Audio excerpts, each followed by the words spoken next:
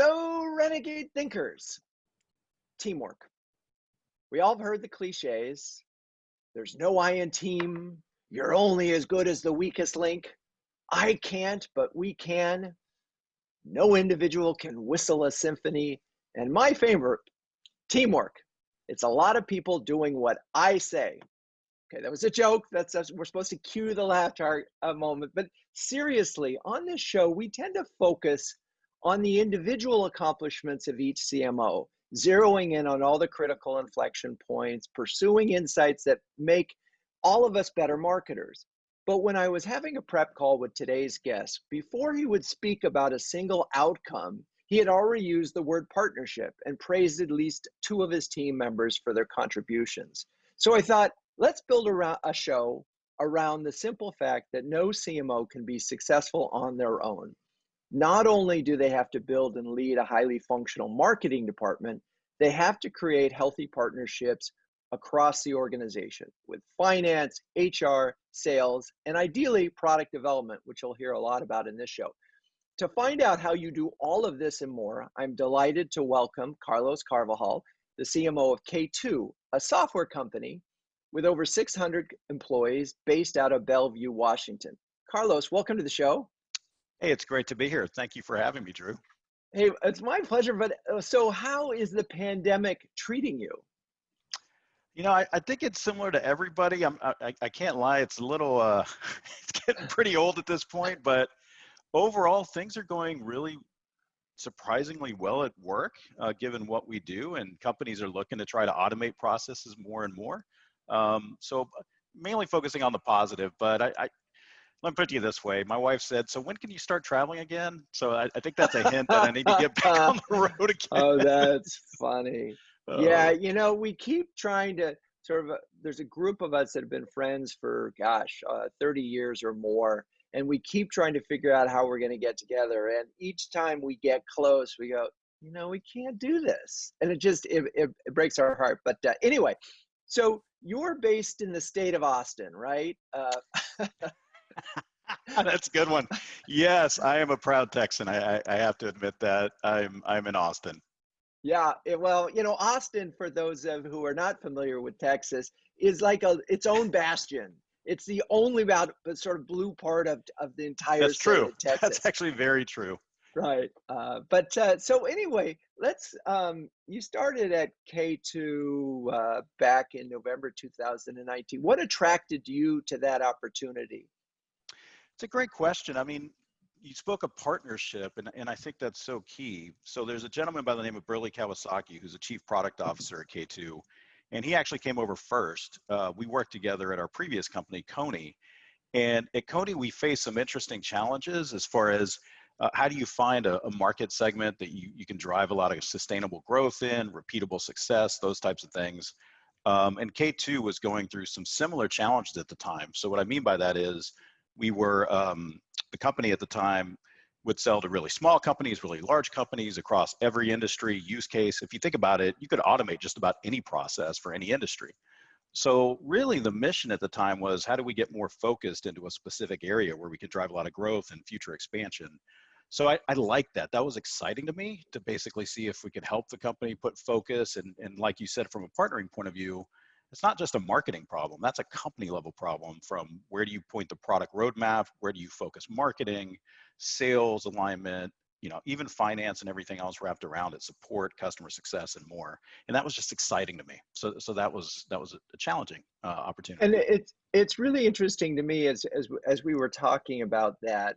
I mean, I'm a big believer in focus. It's very hard to, we've talked about the peanut butter effect, where you spread yourself too thin from a marketing standpoint with all your efforts. But companies do that, not necessarily thinking, and it tends to happen through the absence of strategy. It tends to happen because say a salesperson says, "Hey, I can sell to that person," or "I can sell to this person," and then you end up with it. It's sort of accidentally. So, but even though it's accidental, it's there, and it was part of what you had. So how do you, as the marketer, sort of go about trying to bring focus when we're really talking about business strategy here? Yeah, it's a good question. I mean, it is incredibly helpful and honestly required to have support from the CEO and the board. So that was one of the things when I first came on board that was discussed. It's like, is this something that we're fully aligned on? Because you don't want to go into this process and then figure out 6 months in, like, haha, just kidding. All revenue is good revenue. Go for any deal you can. Doesn't really matter, because it takes a real hard commitment on that. So CEO support was critical. And then beyond that, presenting a valid business case, and that's not something you can do overnight. And to your point on partnership, that's not something you can do in isolation. But having a really strong go-to-market plan with real data, real customer proof points, frankly, looking at the competitive dynamics and show other growth opportunities and how they're driving growth, in areas where you can find a niche and really throttle it from there. So I'd say it's a combination of, once again, CEO and board support was huge. And then really reading the situation. Is the company really is this something the company is going to rally around, or is this going to be I hate to put it this way, but the strategy project du jour that, 6 months from now, it's going to be a different strategy project. And I've seen it happen in companies before, right? And so it's really, I mean, the Michael Porter definition of strategy is knowing what you say no to. So let's talk a little bit about the process that you went through, and yeah, let's start there. Okay. So just thinking back, one of the first things that we did, we needed to come up with a point of view. So frankly, the first thing that we did, we have nearly 2,000 customers. So we wanted to really analyze our customer base and do a segmentation analysis and just see where we have repeatable success. Are there any patterns? And then look at how that would compare against the market if we wanted to drive that forward. And what was interesting, and I won't go into the full gory details, but is we saw a pattern of use cases. For example, the most popular pattern of use case was around employee process automation. So employee onboarding, travel requests, things around IT processes and more. And that was a lot. We saw a lot of those. But our concern was that those are getting more and more competitive. You had other larger competitors, I won't go into specifics, coming into the space. And frankly, those are getting commoditized. So we were thinking that's probably not where we want to go. So we looked at other patterns as well. And what we noticed is we had more and more customers that were using us for what we called business critical or mission critical processes that drove a higher ASP, more strategic in the business, more difficult from a switching cost point of view, all those things. And we noticed that we could drive that harder, and we had competitive differentiation around ROI. When they told us, hey, we looked at alternative solutions and we found K2 was half or even less than half of what it was going to cost us to go with someone else, and we're really happy, we saw that pattern. So we nailed it down to mission critical is defined as, number one, just from a litmus test, would an executive, CXO, care about this process if it failed? So if this process goes down, if I don't get my laptop, one day versus another, that's one thing. Probably fails a litmus test. If we fail to meet a compliance regulation, a regulatory requirement, and I could potentially go to jail, that's a real problem. If I have an issue around customer service, customer acquisition, so customer onboarding, things that touch the customer, those tend to get C-level visibility. So that was the kind of high-level test that then put focus on regulatory requirements, customer acquisition, customer service, things of that nature. And once we saw that, we felt like we could really drive that hard. Interesting. And I'm going to circle back to that in a second. I just want to make sure ASAP, you mentioned it drove ASP.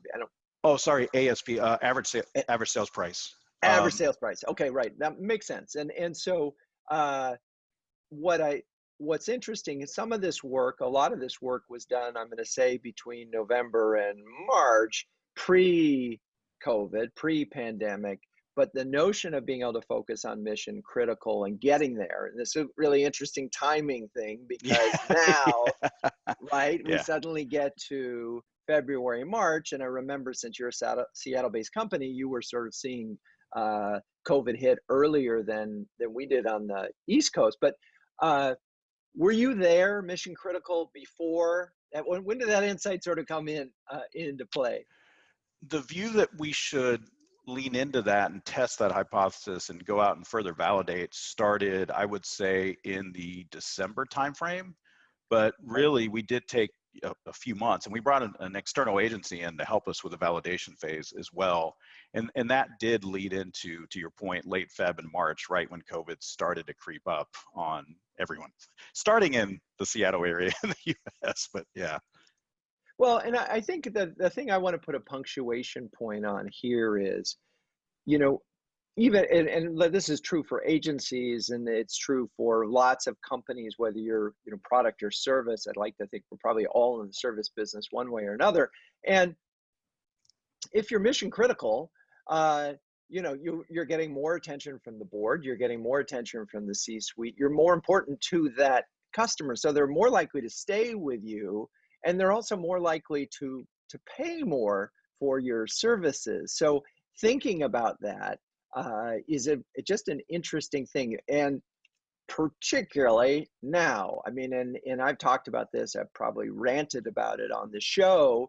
We're in a world now where the CFO is in charge, and the CFO basically says, you know, is it mission critical? In other words, will I save money a lot right away, or will I be able to make more money otherwise? They're not making investments in software or additional services, because this isn't the time when you do that unless you're printing money from some other way. So, Right. all right, with that in mind, we're going to take a quick break, and when we come back, we're going to talk about how this all translated into marketing activities. Stay with us. Okay, we're back. And we've been talking about, and it just is just, you know, some of this is just really fortuitous on your part. I mean, but you were planning to change the focus of the organization rather than what can we do to what do we need to do that really makes a difference. And so you got that insight, you're moving the company forward, COVID strikes, then what? So COVID strikes, and right about the time that we started to get concerned that this is, contrary to someone's opinion, not going away anytime soon, then we basically started, first thing we thought of is we have a major user conference coming up, in-person conference, and we wanted to start to preview the strategy at that conference, which was scheduled for early April. And in that time frame, we decided that we need to switch to a virtual format. So that was one of the early things we needed to do, and that we then only pushed it out 2 or 3 weeks. And then we started to focus on the messaging. How do we want to test the messaging? One thing I didn't mention earlier is that within this focus on mission critical processes, there's an area in the space called case management, and a whole bunch of use cases that spawn off of that. So we use the virtual event as a way to test whether we could actually drive interest, engagement, response, and more on this topic related to case processes. And that was at our K2 Fast Forward virtual event in late April. So with that gave us an opportunity to really start working with product, build messaging, all the things around it, and use this almost as a test bed. It wasn't expensive to do the virtual format, so we could learn in a more controlled way. And it worked exceptionally well. We basically blew out the numbers of our virtual event. We blew out the target as far as the attendees even for that session. And what was interesting, and to the point you raised around mission critical, we had one of our existing customers that when they use us as a platform, their spend, without getting into the specifics, let's just say was under $50,000 a year. But they were trying to figure out a way to automate really key processes that would impact their top line. And they weren't looking at us at first until they actually attended this session that we were testing the messaging on. And they went, oh, you can help us with that? And that actually led to a 90-day sales cycle. It was actually under 90 days, where it was a 7-figure contract, $1 million plus, which was incredible. And that one data point early on, you want to talk about like lighting a fire, because leads are great, pipeline's better, revenue wins, right? So the fact that deal closed that fast, and even within that, we had other prospects and customers that showed interest around this specific topic, much larger deals, and just like you said, much more strategic, different level conversation. And one of the key things that we noticed from a marketing perspective is we need to shift the discussion from having an automation platform for IT to more how we're going to help drive and automate business outcomes for the line of business with support of IT. So really shifting the marketing message to outcomes with support of IT and much, much more. And one of the things I think I heard, and I want to make a point about, is this was an existing customer who just didn't know you could do something else. Um, and for a lot of companies right now, survive to thrive strategy really involves not only hanging on to the customer, but when there's an opportunity, it's either help them use your product in a way that they hadn't been using it before, or give them something else to do. Was this a new product? Great question. And that COVID factored into our thinking here from a product and offering strategy point of view. We decided that there's just a lot of risk with trying to build out some of the new offerings and modules that we needed, given the unknowns of COVID. So we decided to basically go down an OEM path. This was even earlier in the year. So we did actually have new offerings, but it was actually creatively done through more of an OEM structure than trying to build it from scratch. And explain that a little bit more, just in case someone is unfamiliar with what OEM means in this context. Got it. So I'll just, if it's okay, I'll be specific because it's just helpful to understand. Sure. So in this case, it was a law firm, and they were looking for how to basically improve and automate matter management processes for their lawyers. And one of the offerings that we looked at OEMing happened to be an application. So not more of a platform tool, but an app, an actual application specifically designed for case management matters. And one of the use cases was around legal and law firms. So we took that and we resold it as K2, but then as part of the roadmap, we were doing additional work. So what I mean by white label OEM is it is a K2 offering, right? It is something we're providing support. You know, we're actually moving it into our cloud as part of our roadmap and all this other work. But this was an early test. We frankly didn't expect to get the traction as quick as we did. It was a nice surprise. So, you know, we had to work through some things. But yeah, so basically it means instead of building it from scratch, we could leverage someone else's technology, integrate it with our platform, and then resell it as K2. Got it. Okay. Got it. Okay. That makes sense. So one of the things that I heard, and I don't hear this a lot on an open basis, which is that you use your customer conference, which is what the Fast Forward, Correct. Right, to test new products. It's an interesting, I mean, in a sense, or at least offerings, new messages to see if it resonates. What does that, and was this something where you just presented it out there, or was this more on an individualized or sort of sub sessions? How did you do that? Good question. So we did it through a session, to answer your question directly. We had a webcast session. We had over, I think it was 350-ish attendees that signed up for it. And we did have some prospects attend as well. So it was a mix of customers and prospects, mostly customers. So with that webcast, we had a bunch of virtual sessions. That was one thing to see, is like, is this something they're going to come to us for? But as I mentioned to you earlier, when we analyzed our customer base, we saw that people were doing what we call custom building of case-based solutions on our platform. So the theory here was, instead of them having to build all this themselves, if we could package this up more and provide it more pre-configured so that they don't have to do the heavy lifting, would they pay more for that so that they could get to market faster, you know, and all the other benefits of having more of an application. So it wasn't like we had zero evidence that customers needed this. What we did know is, would they go in with the app-centric approach versus a platform-centric approach? Right. And again, this is sort of me getting to know your business, but for the Sure. listeners' benefit. So your platform, if you will, enables IT professionals to build apps and to build, integrate, and connect things, right?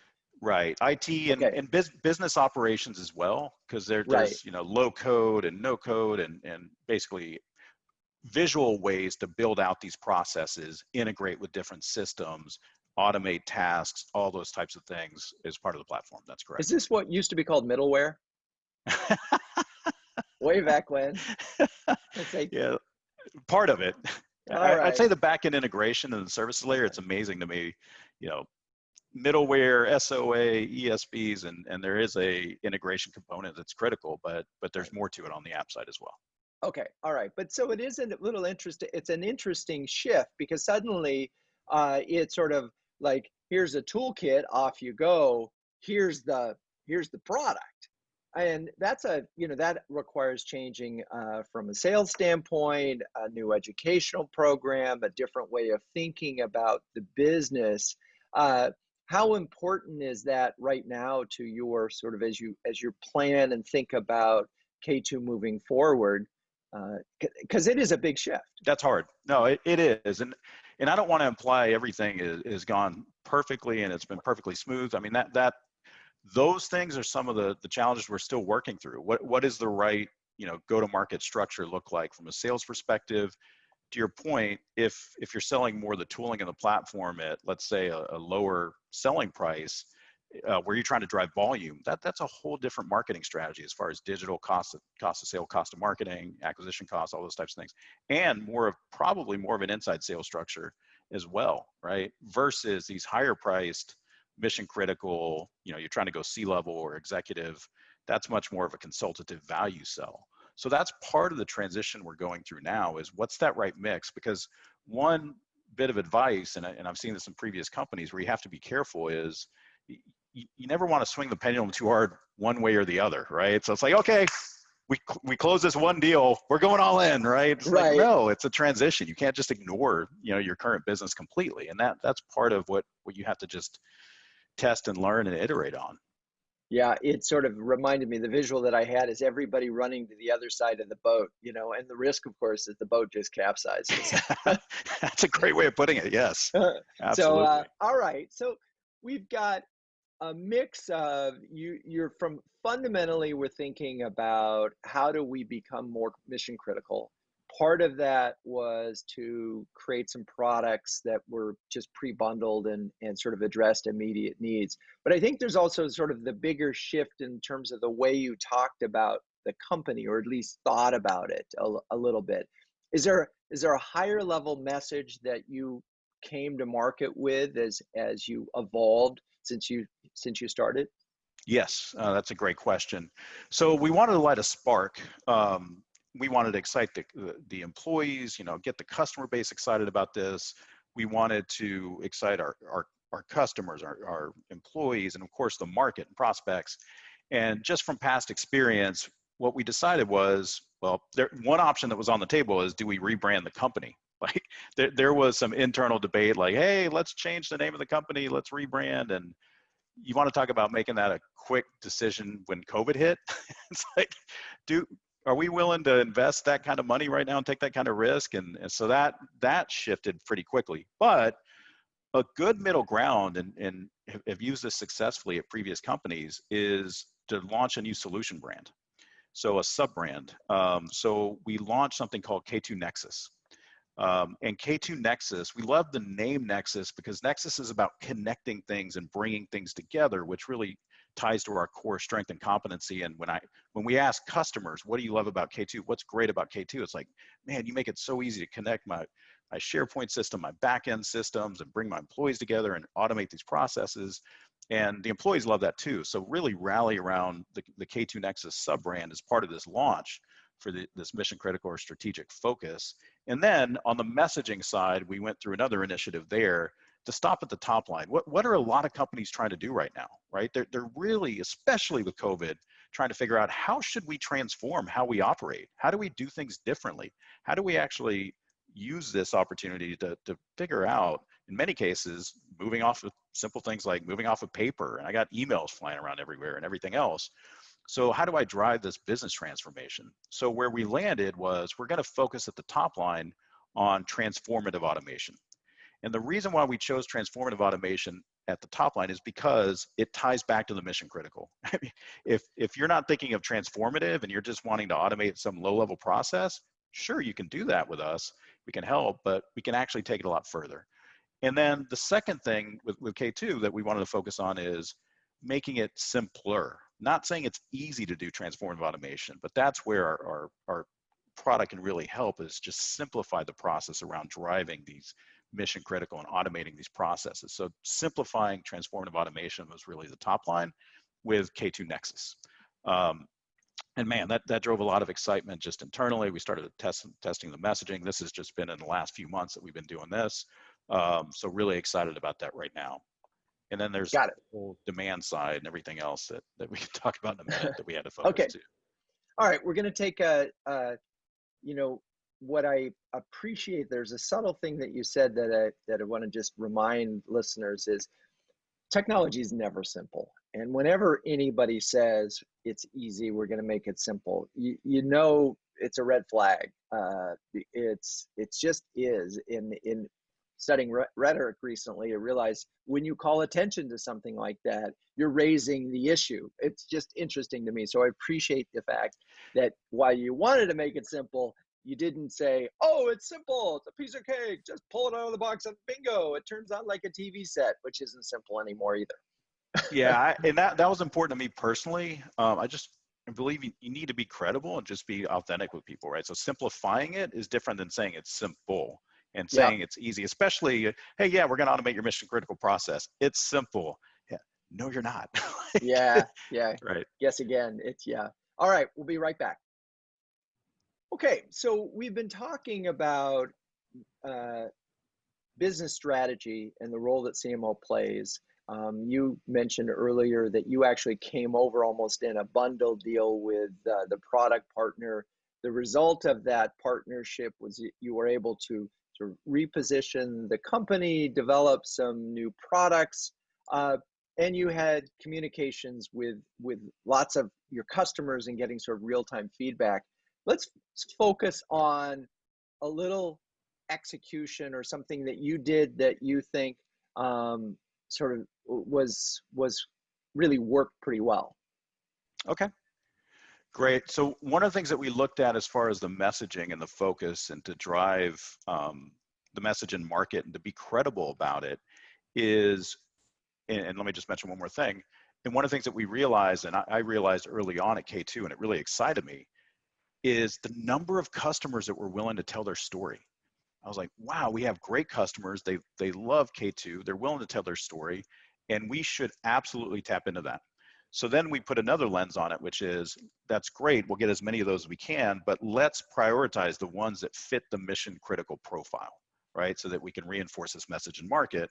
And that's what we did. So we launched, even before the K2 Nexus sub-brand launch, we launched an Excellence at Work campaign, drive awareness on down that, wow, I didn't know K2 could solve these types of problems. Back to the example from the law firm, you can do this? I didn't know you could do this. So let's get these stories out and market through our customer success. So with the Excellence at Work campaign, for example, we have a customer, Bidvest, in the supply chain side, and they come out and say, hey, we've automated 70% of our processes with K2. We actually feel like we've made incredible progress on this digital transformation front, which everybody talks about. And then we had other great customers as big as Microsoft and many others talk about how they actually use K2 to solve these mission critical problems that we wrapped into this Excellence at Work campaign. So that was really, really a great way to get the message out. Really strong response rates. Messaging through customers just typically tends to drive a higher response, not just at the top of the funnel, but what we realized is the salespeople really rallied around with it. They're active prospects, in pipe opportunities, those kind of things. They leveraged a lot of the campaign assets and materials directly with their prospects to say, hey, look at what other customers like you are doing with K2. So that was just really, I think, a great way to start off this journey around K2 Nexus. Well, there's a couple things going on that I want to highlight. One is that you never go wrong making your customers look smart. You just don't. And particularly right now when everybody is hugging their customers as hard as they can, because the last thing you want to do is lose a customer right now. So certainly celebrating customers is a good business strategy all the time, but particularly now. Did you have any challenges getting your customers to talk? Because I know a lot of software companies and like yours sometimes struggle to get the customers to go on record because one, it might be competitive advantage to them, or two, they're just shy, or three, whatever. So were there any challenges in that area? There were a few challenges. I mean, there were some brands that just were off limits that we knew. Typical, like if we try to go to this this specific company and asked, we're not going to get anywhere. So it was one of those fail fast. Let's rule those out really quickly. The ones that we know we're not going to get traction with. And then the leader of comms and brand, Jean Kondo, was phenomenal at this. So she just builds incredible relationships with customers. What she did with Microsoft in that partnership took it so much further than I thought we'd ever be able to do. And I was like, wow. But it's the quality of the output. So when the customer was seeing the type of work that was coming out, either, through the social media, assets, and then especially the video testimonials. And that's part of what we did is like, look, you can take this internally. You can actually champion your projects, your initiatives, and we're taking care of all of this for you. We just need some of your time and we need the permission to do it. So part of it was selling it back within the organization. And that worked really well. Is for a lot of these people that are trying to champion their different initiatives. So we did get a little bit of pushback, but I'd say that overall it was incredibly successful. Yeah, I watched the Microsoft video yesterday, and we'll link to it in the show notes. One of the things that I know. Did you support this? So how did people discover it? I mean, I can see how the salespeople could do it, but did you put some paid media behind it? Yes, paid media, but we definitely put some paid media behind it, paid search, paid social, and then we also just basically pushed across all social channels, amplified through our employee base as well to promote, all the pretty traditional tactics around that. Yes. Got it. Okay.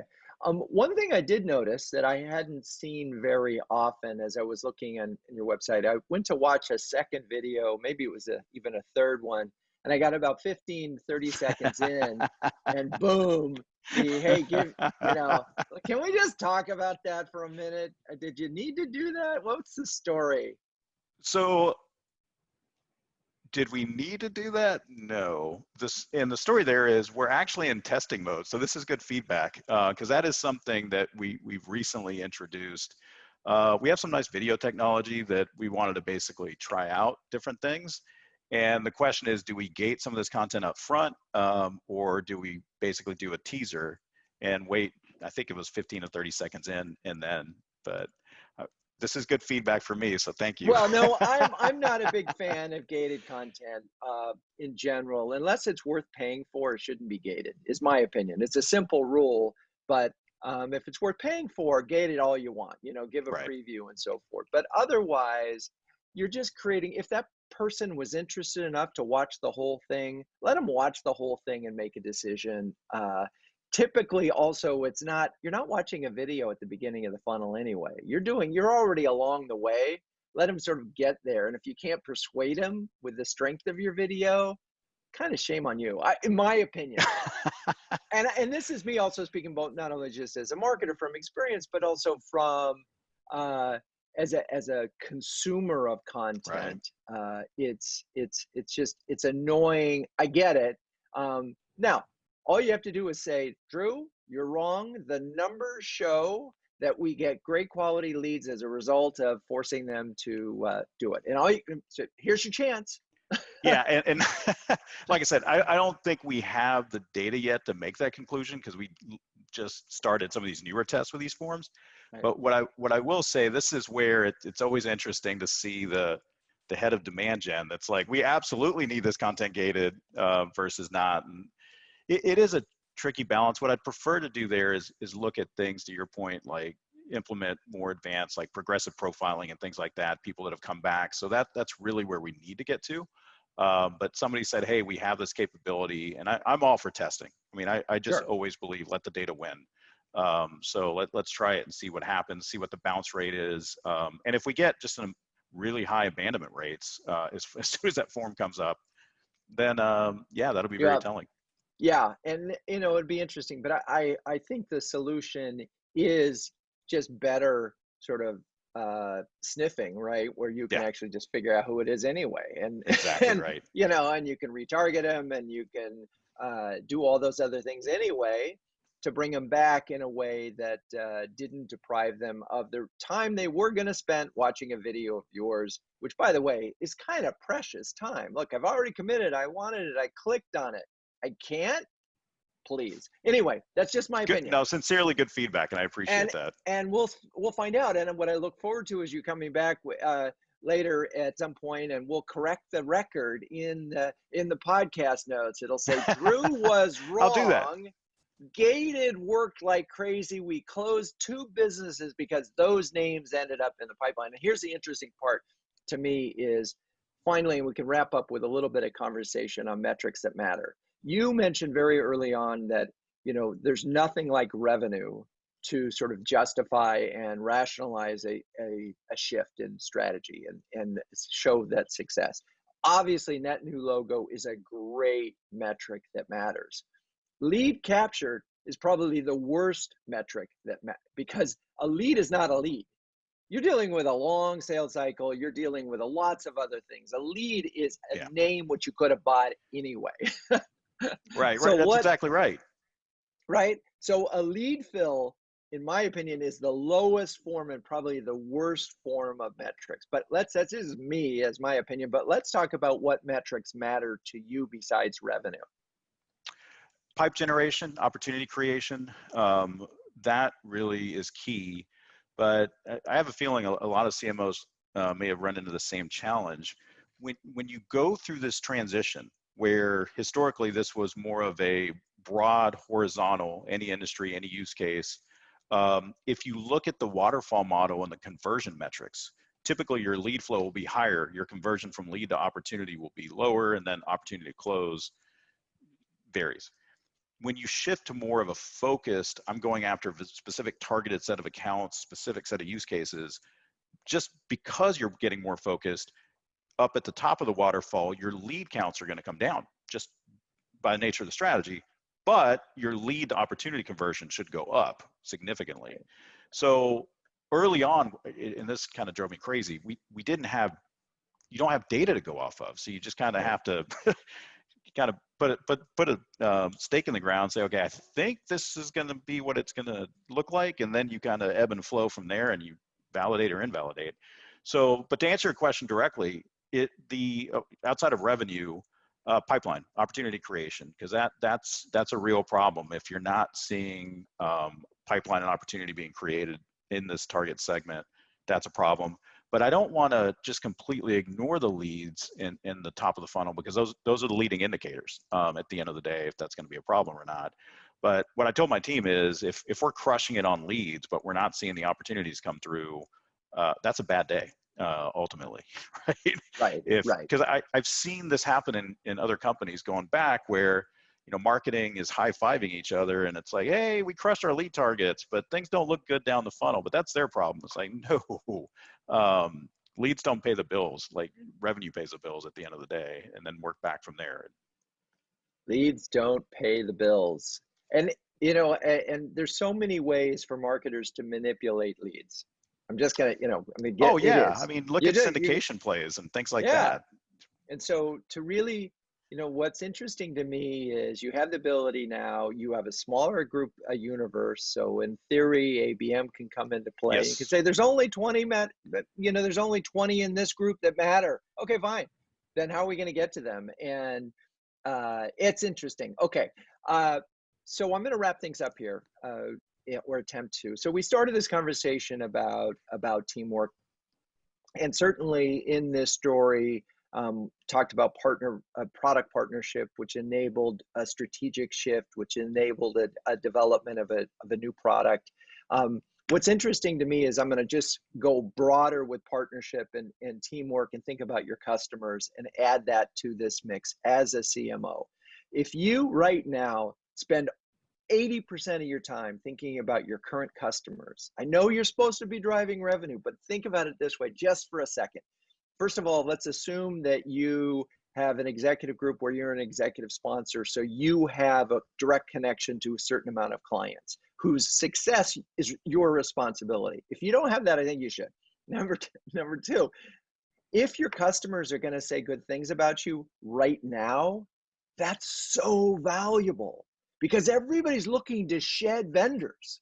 So if you're the guy that your customer instead of is saying, I'm on the fence, they want to use you more, what a great moment. And whether you're in the cloud economy where you're growing or you're in the survive economy like everybody else, and you're still, survive is hang on to your customers. And if you can get your customers to say something great, that's amazing. So I've just expanded this notion of teamwork for the CMO from your employees, your internal counterparts to your customers. Fact that when you do that, you can then celebrate them in your marketing. And what that means, not only to your future customers, but what it says to your customers, we care about you enough to create videos that you can use internally. That's so awesome. So with that, I can get off of my pedestal and just thank Carlos for really some great insights. Thanks for being on the show. Hey, thank you. I really enjoyed it. Appreciate it, Drew. And so in the interest of really taking advantage of this rhetoric book that I'm listening to, it's called Thank You for Arguing. Ask not what the podcast can do for you, but ask what you can do for the podcast. And that answer is so simple. Go to your favorite podcast channel and give us a 5-star rating and share it today with a friend.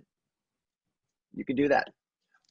Renegade Thinkers Unite is written and directed by Drew Neiser. Hey, that's me. Audio production is by Sam Beck. The show notes are written by Melissa Caffrey. The music is by the amazing Burns Twins. And the intro voiceover is Linda Cornelius. To find the transcripts of all episodes, suggest future guests, or learn more about quite possibly the best B2B marketing agency in New York City, visit renegade.com. And until next time, keep those renegade thinking caps on and strong.